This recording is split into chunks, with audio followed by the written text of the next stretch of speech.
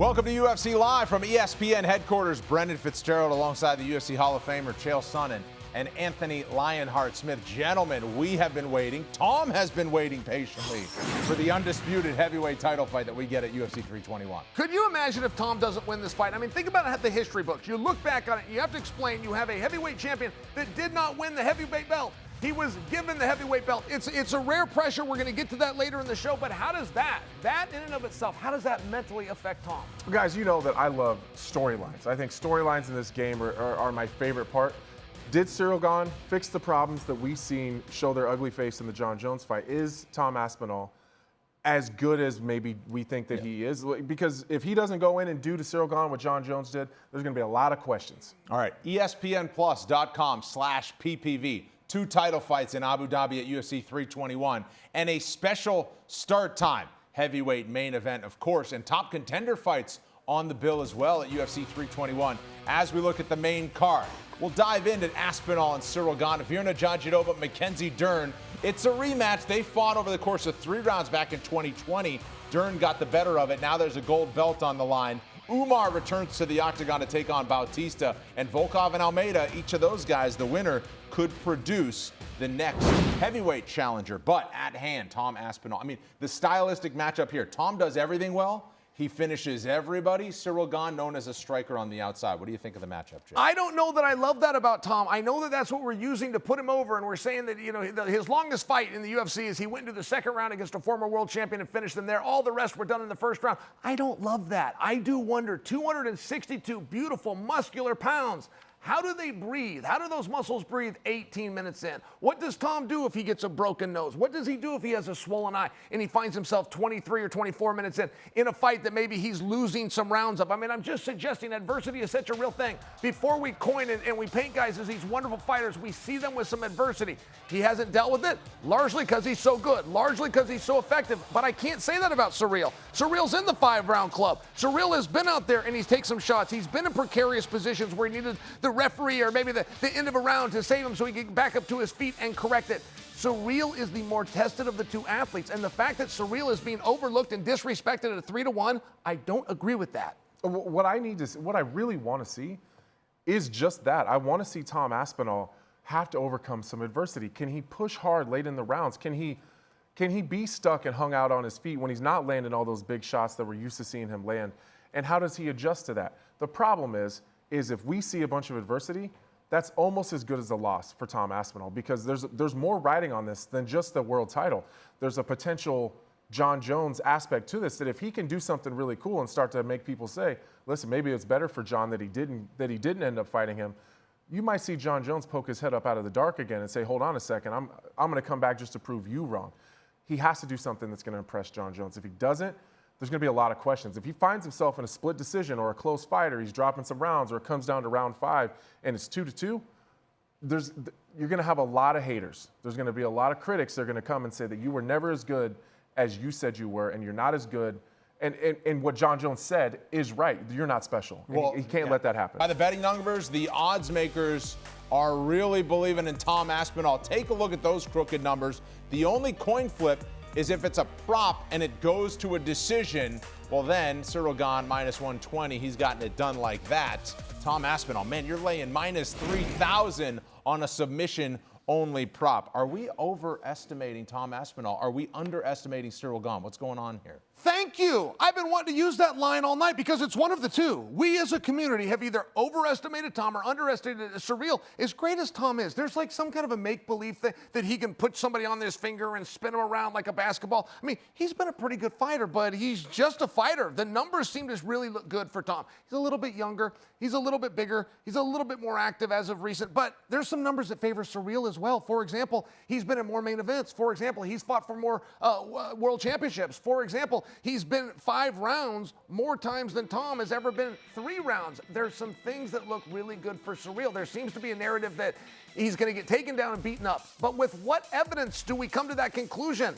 Allegedly from the practice room, guys like Michael Bisping, guys like Craig Jones that have seen Tom in the practice room are the ones coming out telling our community what a great wrestler he is. If you were to look at him in the cage, we just haven't seen that. We've seen 1 takedown in his entire career. I think Tom still has a lot to prove. I totally agree with Chael. And the way that we're talking and the community is talking is if there's no reason they should fight. Ciryl should just take the L. It seems like a without, coronation. Yes. Right, like just take the L without the damage. I don't know why we're doing this, wipe our hands with it and just be done. But that's not how I see it. I see two guys that are almost mirrors of each other in some ways. They're both really big. They're both athletic. I think Cyryl's more agile. I think Tom Aspinall's probably a little faster. I think that Tom Aspinall has more ways to win. But the way that Ciryl gets it done has been pretty effective up to this point, other than the Francis Ngannou and John Jones part of it. But even in the Francis Ngannou fight, we keep talking that Tom Aspinall has all this knockout power and he's got this death touch, and Francis Ngannou doesn't. Sure. Like he's defensively sound. The only real issue, and that's in any Ciryl Gane fight, is if he ends up on the ground, is he going to be good enough to find his way to his feet, or can he be safe enough to find his way to the next round? We've had a long time in between the John Jones situation, who's not Tom Aspinall. I don't care what anybody says. Tom Aspinall is very special. He's not John Jones. Nobody is. So you can't use that as a way to say, well, if John did that, then Tom's absolutely going to. It's not that simple. I just think that Ciryl Gane is going to make this a long fight. I think he's going to avoid the big shot, and Tom Aspinall's going to have to find other ways to win. We've never seen him have to do that. We've definitely seen Ciryl Gane in some adversity. We've seen Tai Tuivasa have him on some skates deep into a fight with a lot of pressure on his shoulders in his hometown of France, in Paris, and he did just fine. So he's done things that we haven't seen Tom Aspinall do. Can Tom? I'm sure that he probably can, but he hasn't proven it yet. Hey, guys, can I throw something? He's a 3-1 favorite. Tom is a 3-1 favorite. You want to know who else was a 3-1 favorite? Rene Renner. 13 days ago, he was upset by Brendan Allen. There is something about finding yourself in a fight that's harder than everybody else thinks it's going to be that can make things unravel. Saturday night, the king of the heavyweight division will look to add to his growing list of accolades, most notably the fact that he has the shortest average fight time in UFC history, just 2 minutes and 2 seconds. 7 of his 8 finishes have happened in the very first round. Anthony and Chael hit the mat to break down his sheer dominance and how Ciryl Gane can prevent becoming his next victim. All right, guys. Tom Aspinall has the shortest average fight time in UFC history. And I think that points to 2 different things. 1, he's extremely comfortable in the octagon. And 2, he has no fear. He's going to step into the fire from the very first bell. Now, I think a couple of reasons that he's able to get these quick finishes, I think it starts with his movement. He's 255 pounds, but he does move like a welterweight or a middleweight. So you're always going to see him moving his feet. His head is always going side to side. He's never staying on the center line. The threat of the takedown from Tom Aspinall opens up everything that happens with his hands. So as he's moving, he's always going to stick his back foot in the ground and then cover the distance as he pushes off of his back leg. So Chael would be worried about the takedown. Well, Tom Aspinall's coming with punches first almost every single time. So as he's moving, he's got the good head movement. He throws the 1. As he throws the 2, his head is always off the center line. Most guys aren't able to take that shot because it lands almost every single time. The guys that do absorb that shot, he's going to be moving. He's going to throw the 1. Head is going to be off the center line, and he follows it right into a takedown. And when Tom Aspinall gets to the body lock, he's going to push him to the fence. He's going to find himself a trip, and he passes on the way down every single time, so he doesn't have to worry about the guard game of these larger heavyweights. All right, and I got to tell you, from Ciryl Gane's perspective, the bad news is he's not great with threatening the takedowns. The good news is he not only can hit you on the feet, he also has very good defense. One thing about Ciryl Gane, when he gets to the ground, he's a bit of a one-trick pony. Anthony, every time I see Ciryl on the ground, he's looking for the same submission, which is simply a heel hook. He's looking to isolate this leg so he can get his hand back to the heel, start to do damage to the ligaments, the ACL. It can be a very frightening hold, but I bring it to you because it's the only submission we've ever seen Ciryl do. Tom certainly should be ready for it. Thank you, fellas. Championship doubleheader. The co-main event features the strawweight title fight between Virna Jandiroba and Mackenzie Dern. Now, nobody's entering as the champ, Zhang Weili, if you recall. She's getting ready to move up to fight for the flyweight belt in New York City next month. So there will be an and new, and they haven't ever fought for a title. What do you make of this matchup. We saw it 5 years ago, 3 rounds. They've been contenders in this division for a long time. Now somebody gets the title. Quick personal story. You've heard in our industry about people being fake black belts, going around claiming to have Yes. black belt. When I was 18 years old, I was told by a man named Mark Schultz, who was a black belt, that you are whatever belt you believe you are. If you're willing to compete with black belts, then you can claim to be a black belt. I had never had one day of jiu-jitsu, and I claimed that I was a black belt. I go into a jiu-jitsu gym. These purple belts stretch me out in every which possible way. They were students of somebody named Megaton Wellington. They called him Megaton because he weighed 160 pounds, but when he was on top of you, he felt like a megaton. Megaton Wellington had a daughter. That daughter's name is Mackenzie Dern. So I feel as though, even if it was from students of her father who trained her, like I kind of know them. I kind of know what it is that they're looking for. I kind of understand some of the slickness and some of the techniques on the ground. I share that with you because when you're a second generation fighter, like Floyd Mayweather, when your coach is the guy across the hall, you can get a quick workout in before school. You can move the coffee table and get a quick workout in before bed. Something special happens, and something special has happened with Mackenzie. This has been her lifelong goal. 25 minutes concerns me. When she is deeply focused on something, she can breathe hard. When she's distracted, and she's had plenty of personal distractions that she has shared with us, the public, her wind gives up a little bit earlier. 5 rounds for Mackenzie concerns me. Okay, Mackenzie has been the 5-round distance several times in the UFC. We've seen her up and down in the results column, Anthony. They fought in 2020. Mackenzie won. Do you take anything from that? And if not, then what do you think of this matchup that we have this weekend? No, I don't take anything from this. They're totally different fighters, and Mackenzie has been a bit inconsistent since then, and she's talked about her personal struggles and some of the things that are going on outside of the octagon, which I do believe, if your personal life's not together, it's going to show its ugly face in the octagon, and I think that she's had some of those issues. I also believe that there's a weird situation happening here, that if Jandiroba wins this fight, nobody's going to be surprised because she's extremely skilled. She was in the first fight. She's been better since their first fight. I think she's beaten the better people. I think she's beaten people that have beaten Mackenzie. Mm-hmm. But if Mackenzie Dern wins, she is a media darling. Yes. She's very pretty. She's nasty when she's in there. She's hyper aggressive. She's trying to hurt people. She's trying to break things.